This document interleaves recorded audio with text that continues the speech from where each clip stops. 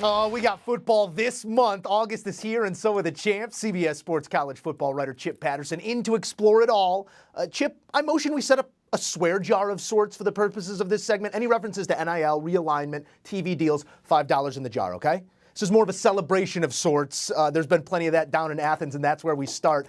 Chip, dogs are going to look a whole lot different, as Chris Hassel just so outlined for us. 3 starters returning from that defensive unit, a record-setting squad a year ago.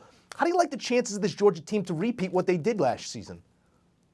I like the chances to be able to be at the top of the SEC East. I like the chances for Georgia to show up and be a stiff challenge to the Alabama Crimson Tide in the SEC championship game. Heck, they might even make it back to the college football playoff. But winning those 2 games that you need to win a national championship, I do not give Georgia great odds to do that. I do not think Georgia will repeat as national champions. And a lot of it has to do with an offense that was able to manage to put together enough on the other side of that record-setting defense to get it done and win it all. Stetson Bennett has proven to be very, very efficient, one of the top quarterbacks in the country, even when it comes to taking care of the ball, making the right throw at the right time. But when we compare Stetson Bennett to some of the other quarterbacks, especially among the national title contenders, I would slot him well below Bryce Young. I would slot him well below CJ Stroud. And when we even start to think about Caleb Williams at USC, or even what we might get out of some of those other contenders, a Cam Rising, a Quinn Ewers, heck, even DJ Uiagalelei, if he can take the next step,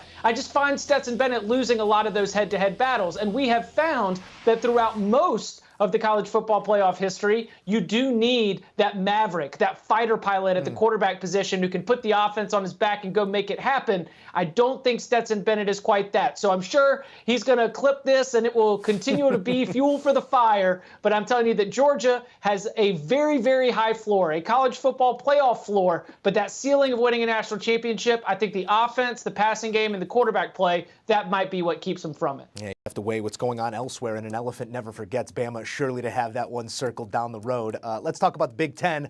Commissioner Kevin Warren in the process of assembling their own Death Star right now, if you will. That might be 5 in the jar. I apologize. But in terms of the on-field product, last year, Michigan snapped that 4-year-long Buckeye title streak. Ohio State favors to get back on top this go-around. If I offered you the Buckeyes or the field, where are you heading?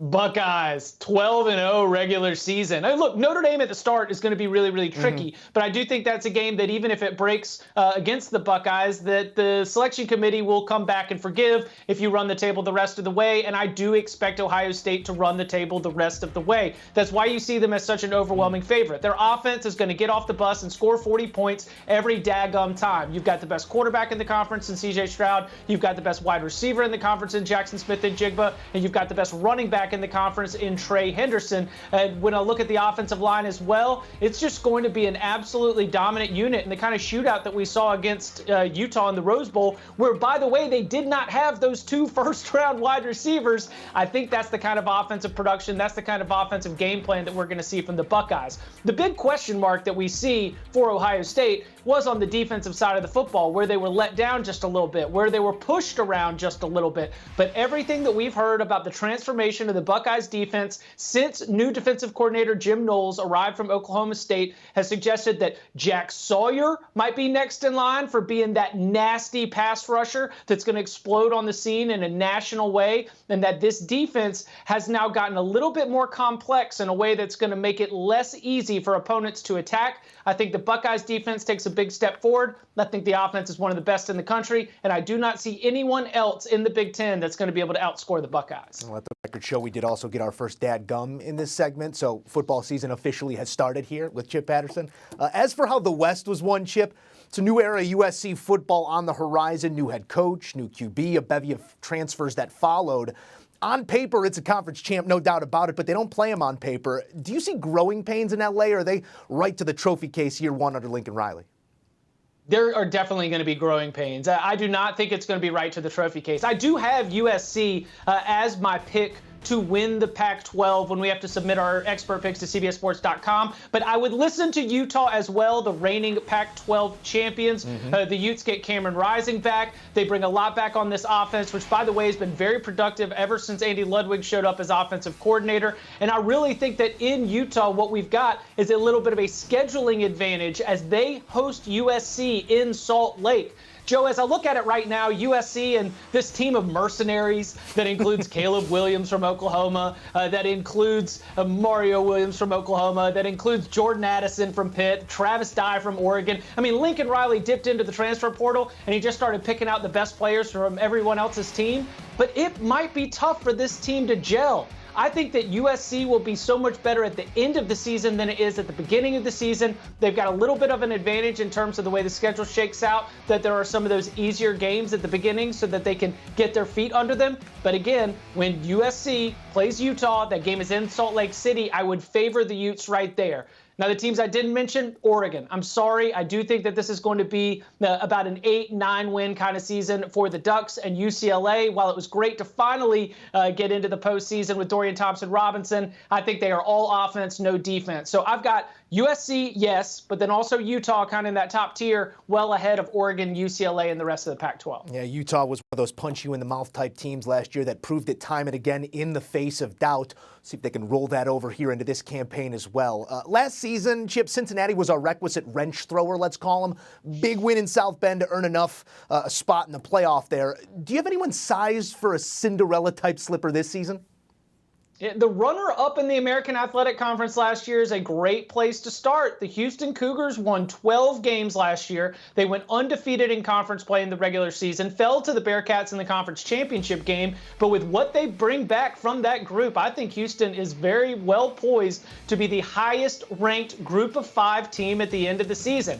But if who will be this year's Cincinnati means what Group of 5 team is going to make the college football playoff, it ain't going to be nobody. And it doesn't have anything to do with Cincinnati's performance in the college football playoff against Alabama. It has more to do with who are the contenders and who's on their schedule, because Cincinnati was rewarded for winning at Notre Dame, a massive win. I just told you Houston's going to be awesome. Their defense and their defensive line, a.k.a. Sack Avenue, is going to be one of the nastiest in the entire country. Love what Doug Belk's done with that group. But the Power 5 non-conference opponents are Texas Tech and Kansas. It means Houston's probably going to win them, but it means that Houston's also not going to get any credit for beating Texas Tech and Kansas when it comes to making the college football playoff in the eyes of the selection committee. Give me the Cougs as the highest-ranked G5 team, but not high enough to make the top 4. Sack Avenue, I like that. It's one-way street, downhill only. Maybe we do end up with a more chalky playoff here this season, Chip, but let's build some intrigue. Who jumps up, surprises us, maybe steals a conference, but not a bid?